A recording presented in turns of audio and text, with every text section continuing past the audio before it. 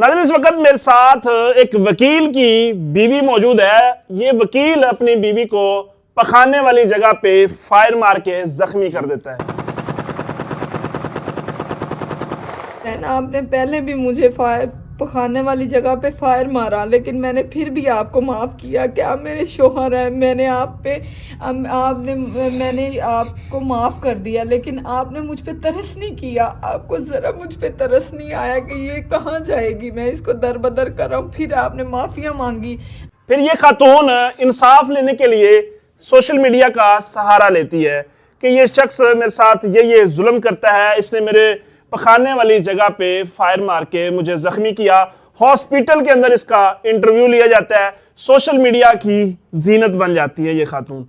उसके बाद जब ये मामला वकील तक पहुंचता है तो वो वकील इस खातून को सलाम दुआ ओके करता है दोबारा से, और उसके बाद इसको मुतमईन करने के लिए कि मैं तुम्हारे साथ तुम्हारी ख्वाहिशात पूरा करूंगा, तुम्हें घर लेके दूंगा और तुम्हारे जो भी अज़दवाजी ज़िंदगी के ज़रूरियात या हकूक़ हैं वो मैं अदा करूंगा।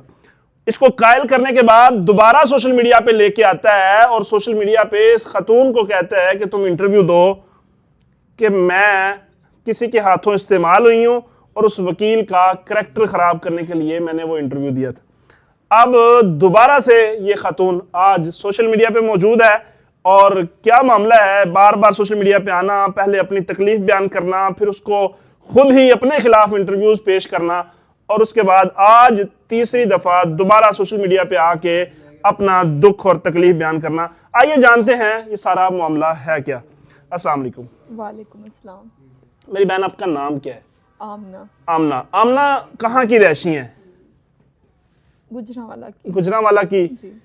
ज़ैनुल आबिदीन के साथ क्या रिश्ता है आपका? ज़ैनुल आबिदीन के साथ मैं उसकी बीवी हूँ। निकाह किया उसने मुझसे और अब वो कहता है कि निकाह ही नहीं किया। कितना अरसा पहले ये निकाह होता है? ये 6 महीने हो गए हैं। 6 महीने पहले आपका निकाह होता है। और आपका ताल्लुक ज़ैनुल आबिदीन से कितने अरसे से है? 2 साल से है। 2 साल से। 2 साल से ताल्लुक, 6 माह बाद पहले निकाह होता है। वो निकाह कैसे होता है? आपके घर वाले जानते हैं कि आप निकाह कर रही हैं, आपकी फैमिली इसके अंदर मुलव्वस होती है, या ये अदालत के अंदर निकाह होता है? ये अदालत के अंदर, इसके ऑफिस के अंदर निकाह होता है। मेरे घर वाले नहीं मान रहे थे, वो कहते थे ये मैरिड है, इसकी बच्ची है, तो नहीं, मतलब वो मेरे घर वाले नहीं मान रहे थे। इस बंदे के साथ आपका रिलेशन कैसे बना था? ये मैं इसके दफ्तर जॉब के लिए गई थी, लेकिन उधर से हमारे नंबर एक्सचेंज हुए, हमारी आपस में अंडरस्टैंडिंग हो गई। फिर उन्होंने कहा मैं तुमसे शादी करना चाहता हूँ। सारी बात हमारी शादी से ही शुरू हुई थी, लेकिन पहले भी इस बंदे ने ऐसे ही मुंह ज़बानी कहा था कि तुम मुझे कबूल हो। फिर उसके बाद मैंने इसको कहा था कि ये निकाह तो नहीं होता। इसने फिर मुझे दफ्तर बुला के तो साइन अंगूठे मेरे सारे करवाए थे। इस निकाह वाली बात से पहले आपका मामलात फिजिकल रिलेशन बन जाता है? जी बिल्कुल था। आप फिर इस चीज़ से मुतमिन नहीं होती तो आप इस बंदे को इस बात पे मजबूर करती हैं कि मैं निकाह वाली बात पे आऊँ? जी बिल्कुल, निकाह करवाओ मुझसे। ठीक हो गया। निकाह करता भी है, और लेकिन अब आके ये सारी बात आ रही उस है। निकाह के अंदर कितने लोग इन्वॉल्व होते हैं? वो निकाह नामा लिखा जाता है, रजिस्टर होता है, नहीं होता? क्या मामला है? रजिस्टर नहीं है, वो निकाह नामा करवाया, वो रजिस्टर ही नहीं है। वो जो जिस पर्त जो होते हैं, 4 पर्त होते हैं जो पाकिस्तानी उसूल के मुताबिक जो निकाह नामा है, जी। उसके 4 परतों के ऊपर आपका नाम वगैरह सब कुछ लिखा जाता है। जी, सब कुछ आपके लिखा साइन जाता होते हैं? साइन भी करवाए, अंगूठा इसने खुद भी किए हैं। आपको वो पर्त दिया जाता है? नहीं दिया जाता। नहीं दिया जाता। सारे पर्त वो खुद अपने पास रखता है। पास। क्यों? कि आपको उसके ऊपर भरोसा था? जी, मुझे यकीन था, मुझे नहीं था पता कि मेरे साथ ऐसा होगा। उन्होंने कहा कि तुमने क्या करना, घर वालों से चोरी तो करने हैं, तो तुमने कहाँ रखना है अपने पास, तो तुम रहने दो, तुम जो है ना मेरे पास ही रहने दो। तो मैं तो यकीन पे आके तो कैसे इस निकाह को आपने सोचा नहीं कि जब मैं इसके साथ इस तरह छुप के निकाह करूंगी, रहूंगी कहाँ? या उसने आपको कोई रिहाइश वगैरह दी थी, रखी हुई तब थी? नहीं थी दी। उसने कहा था हम ले लेंगे। मैं जॉब करती थी, उसने कहा तुम भी करो जॉब, मैं भी करता हूँ, तो दोनों मिल के तो हम मैनेज कर लेंगे। और मैं पैसे भी देती रही, उसको कहती भी रही कि ये लो पैसे, अब जब मुझे सैलरी मिलनी मैंने अपने ऊपर नहीं लगाना, घर वालों को नहीं देना, उसको देती रही कि ये लो तुम लगाओ और तुम मतलब घर लो। लेकिन हर दफ़ा कोई ना कोई बहाना बनाता रहा। जब मैं उसके घर गई उसके वालिदैन से बात करने, उसने मुझे फायर मार दिया। ये कितने अरसे बाद आप उसके घर गई? 6 माह बाद? जी 6 माह बाद। ये अभी क्यों जाना पड़ा उसके घर आपको? उसके ना वो बात करता था, ना नंबर ब्लॉक कर दिए थे मेरे। अचानक से कोई लड़ाई हुई थी, क्या मामला हुआ था? लड़ाई कोई नहीं, मैं यही कह रही थी कि मेरे घर वाले पूछ रहे हैं, मैं उनको निकाह का बता चुकी हूँ कि तुम्हारा मैंने निकाह कर लिया, मुझे रुखसी लेके जाओ, मुझे इज्जत से रखो, मैं तुम्हारे साथ रहना चाहती हूँ, मुझे घर लेके दो। उसने नंबर मेरे ब्लॉक कर दिए हैं। मैं फिर उनके घर जाती हूँ, घर जाके वो पहले मेरे घर गया, बुलेट निकाल के मेरे घर वालों को कहता अगर ये मेरे खिलाफ चली तो मैंने आपका बच्चा बच्चा नहीं छोड़ना। तो वो फिर वापस आके उसने मुझे फायर मार दिया। आप उनके घर गई थी जब उसने आपको फायर मारा? जी। अच्छा, उस वक्त जब उसने फायर मारा है तो उसके बाद कोई पुलिस, कोई अदालत, कोई केस कुछ हुआ? मैं थाने गई हूँ, थाने वाले मुझे लेके गए हैं हॉस्पिटल से सारा पर्चा, उस पे सारा कुछ हो जाता है। फिर वो जब मैं चैनल भी मीडिया पे भी आई थी, मैंने फिर बयान भी दिए थे, लेकिन वो उसने क्या किया, उसने कहा कि माफिया मांगी उसने फिर मुझसे कि तुम मुझे माफ कर दो। अच्छा, पहले ब्लॉक कर जाता है, फिर जब मीडिया पे सारा मामला आता है, आपको फायर लग जाता है, उसके ऊपर केस हो जाता है, जी, FIR गिरफ्तारी हो जाती है उसकी? गिरफ्तारी नहीं हुई, इसने पूरी जमानत करवा ली थी। अच्छा, वकील है ना खुद? जी, वकील है। तो उसने खुद अपनी अबूरी जमानत करवाने के बाद फिर आपके पास आता है वापस? जी, उसने कहा माफ़ कर दो मुझे, मैं तुम मेरी बीवी हो, मैं तुम्हारे साथ रहना चाहता हूँ, जो मामला हुए मैंने गुस्से में हो गया मुझसे। तो मैं भी फिर अपना घर बचाने के लिए, बहन भाई तो माँ बाप तो रहे नहीं, मैंने कहा मैं किधर जाऊंगी, चलो मेरा घर बस रहा तो कोई बात नहीं, मैं चली गई इसके साथ। लेकिन जब इसका मफाद पूरा हुआ, इसने बयान मेरे 64 के सारे बयान शियान करवा लिए, मीडिया पे भी इसने मुझे दोबारा लेके आया कि तुम जाओ मीडिया पे। पहले पुलिस से, FIR से अपने आप को खारिज करवाया, जी, उधर से फ्री होने के बाद उसने कहा कि आप दुनिया के सामने जो मेरी एक इमेज खराब हुई है उसको भी क्लियर करो। अच्छा। तो इसके लिए मैंने उसको कहा था कि मैंने नहीं आना दोबारा मीडिया पे, तो उसने मुझे इसके लिए प्रेशराइज किया कि मैं पहले भी कर सकता हूँ, अगर मैंने तुम्हें मारना होता तो मैं अभी भी तुम्हें मार सकता था, लेकिन तुम जाओ, मैं इज्जत से अगर रख रहा हूँ तुम्हें तो तुम्हें और क्या चाहिए। फिर मैंने सोचा जब घर वाले सारी कश्तियाँ तो पहले जला के बैठी हुई हूँ तो कोई नहीं, जब मैंने तो घर में रहना, औरत का काम क्या होता है, उसने तो घर में ही रहना है, तो इसने बाहर जाना है, निकलना है। अगर इसकी इज्जत मेरी वजह से डैमेज हुई है तो मैं वो जाके बयान देती हूँ अपने, तो मैं सारा, फिर भी मैंने इसके हक में अपनी तस्लील करवा के सारा अपने आप को बदनाम करवा के मैंने इसके हक में बयान दे दिए। जब आप दोबारा से सोशल मीडिया पे आके अपनी ये सारी चीज़ें बताई कि मैंने किसी क्या तो इस्तेमाल हुई हूँ, ये जो भी आपने बयान दिए, तब क्या अंदर से आपकी गट फीलिंग क्या थी? क्या आपके जहन में आ रही थी चीज़ें कि मतलब मैं ये कर रही हूँ, इससे सेटिस्फाइड थी? नहीं, मेरा अल्लाह जानता, मैंने कहा अल्लाह आपकी स्पुर्द है, जो मेरे साथ हो रहा है आप सारा कुछ देख रहे हैं, लेकिन मैं मजबूर हूँ, मैं कुछ कर नहीं सकती। एक औरत अपनी तजलील खुद कर रही है, फिर भी वो बंदा ना बने, वो फिर भी बंदा जलील कर दे, जलील और रुसवा कर दे, उसको कहीं का ना छोड़े, फिर मैं अब इसको सजा दिलवाऊंगी। आपको उस वक्त ये फील नहीं हुआ कि जो शख्स अपनी बीवी की इज्जत सोशल मीडिया पे बिठा के उसको रुसवा कर रहा है, उसको जलील कर रहा है, उसे खुद मजबूर कर रहा है कि अपनी जुबान से अपने ही खिलाफ एक बयानिया बनाओ, अपने खिलाफ लोगों के सामने अपनी इज्जत तार तार करो, वो शख्स जो उस औरत का मुहाफ़िज़ नहीं है, उसकी इज्जत का मुहाफ़िज़ नहीं है, वो कैसे उसका हो सकता है? ये बात आपको तब समझ नहीं आई, या मोहब्बत में अंधी हो चुकी थी कि आपको समझ ही नहीं आई कि मैंने ये जो बात काम कर रही हूँ ये मेरे खुद खिलाफ है, या इसको आपने समझ नहीं आई आपको?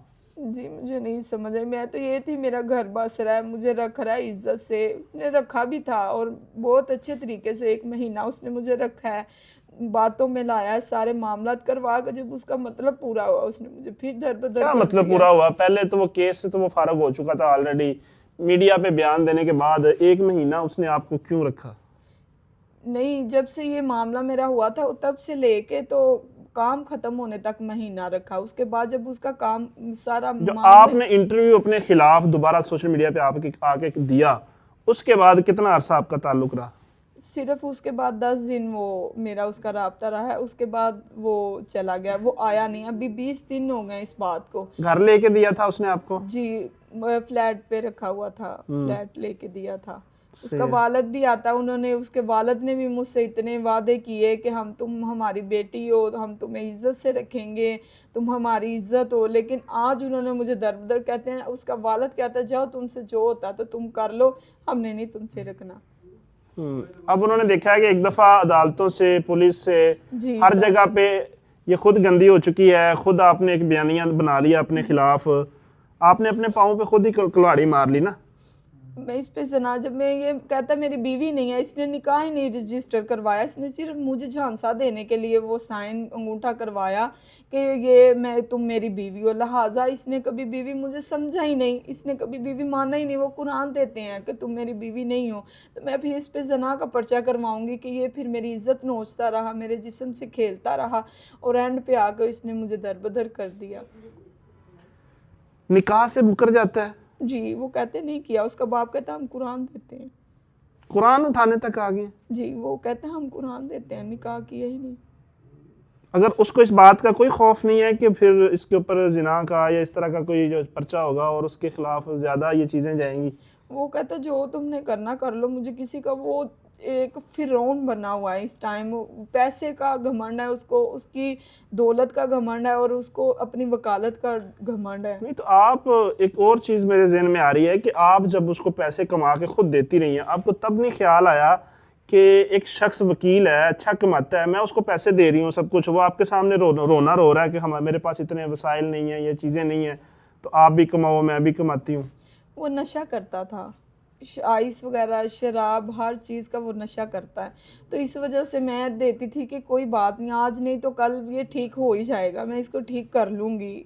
मैंने कहा औरत अगर चाहे तो कुछ भी कर सकती है, अगर ये मुझसे प्यार करता हुआ ये अपने आप को बदल लेगा, मैं इसको बदल दूँगी। लेकिन वो तो नहीं बदला, लेकिन उसने मुझे कहीं का नहीं छोड़ा। बदल लिया फिर आपने? क्या कहेंगी उन लड़कियों से जो ये सोच के एक गलत और गंदे इंसान से ताल्लुक़ बना लेती हैं कि मैं इसको बदल लूँगी? ये गलत है, मर्द कभी भी नहीं बदलता, मर्द की फितरत में ही धोखा है, मर्द कभी बदल ही नहीं सकता।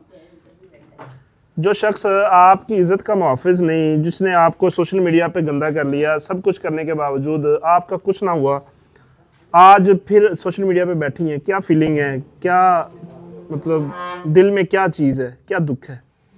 दुख मैं इतनी जलील होगी, जो मुझे देखता है वो कहता है आपको कौन नहीं जानता, आपको तो पूरा पाकिस्तान जानता है। लेकिन उस बंदे को इतनी गैरत नहीं आई कि ये बदनाम हो चुकी है मेरी वजह से और मैं इसको जलील ना करूं, मैं इसको अपना लूं। मैं इज्जत से रखा था तो मैं रख लूं, लेकिन उसने मुझे नहीं तरस खाया और अब मैं भी उस पर तरस नहीं खाऊंगी। मुझे इंसाफ चाहिए और मैं अब जहाँ तक मुझे जाना पड़ा मैं जाऊँगी। मेरे पीछे तो रोने वाला कोई नहीं है मुझे।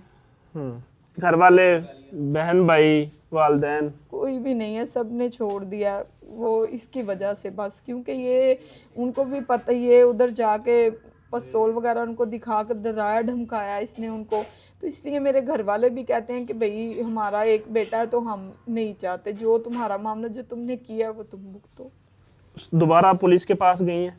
जी गई हूँ, CPO साहब के ऑफिस गई हूँ, लेकिन कहीं भी मेरी सुनवाई नहीं हो रही। जो भी कहता है वो यही कहता है वो वकील है, हम क्या कर सकते हैं, ये है वो, आ जाएं कल आएँ, 2 दिन का टाइम दें। इस तरह तो मुझे ये नहीं बता रहे कि मैं कहाँ जाऊँ। मैं दर बदर हो रही हूँ, ना मुझे इंसाफ मिल रहा है, ना वो बंदा मेरे सामने आ रहा है।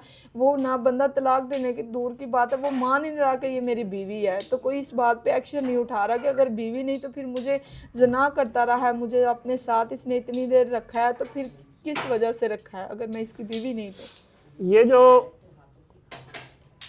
ताल्लुकात होते हैं लड़की लड़के के, जो स्टार्टिंग में गलत बन जाते हैं, नंबर एक्सचेंज होना और ये सारे मामलात, उसके वाले से क्या कहना चाहेंगे कि अभी उस लम्हे पे गुस्सा आता है कि वो जिस लम्हे में आप कमज़ोर पड़ी और उस शख्स के ऊपर आपने भरोसा कर लिया और अपने कपड़े उतार दिए, सारा मामला किया?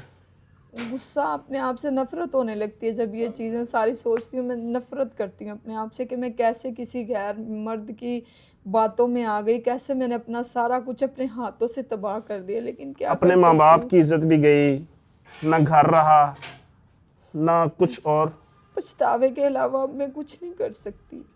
और इंशाल्लाह वो अगर मैं कुछ ना कर सकी, मुझे इधर इंसाफ ना मिला, अल्लाह की अदालत में ज़रूर मैं उसका गिरेबान मेरे हाथ में होगा। लड़कियों को क्या पैगाम देना चाहेंगी जो लड़कों की बातों में आके, एक एक लड़के के पास 10-10, 20-20 ऑप्शन होते हैं और उसके बावजूद हर लड़की जो है ना वो समझ रही होती है कि मेरे पास यही एक हीरो बचा है। लड़कियों को यही पैगाम दूंगी कि मेरी बहन ये सब फ्रॉड है, मर्द कभी किसी एक का हो ही नहीं सकता, क्योंकि मर्द की फितरत में ही धोखा है, मर्द कभी भी नहीं सही हो सकता। और इस पे एतबार करके अपना घर बार सारा कुछ छोड़ देना और बाद में मेरी तरह पछताना ही है और कुछ भी नहीं है।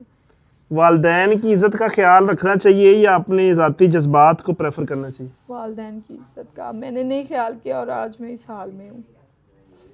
नाज़रीन, ये वो बहन है जिसने एक ऐसे शख्स पे एतमाद किया जो पेशे से वकील है। इसको लगा होगा कि ये एक वकील है, इसको लगा होगा कि ये तो इंसाफ का रखवाला है, ये मेरे साथ ज्यादती कैसे करेगा।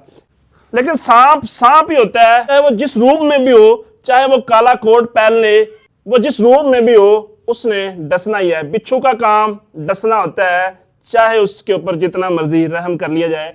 लेकिन अपनी राय का इजहार कमेंट बॉक्स में जरूर कीजिएगा और इस वीडियो को ज्यादा से ज्यादा शेयर कीजिएगा ताकि इस बहन को इंसाफ मिल सके।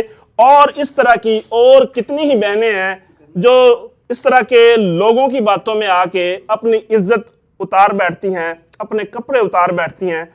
उनके लिए ये मैसेज है कि बचें, आपकी इज्जत सबसे अहम है। अल्लाह हाफिज़।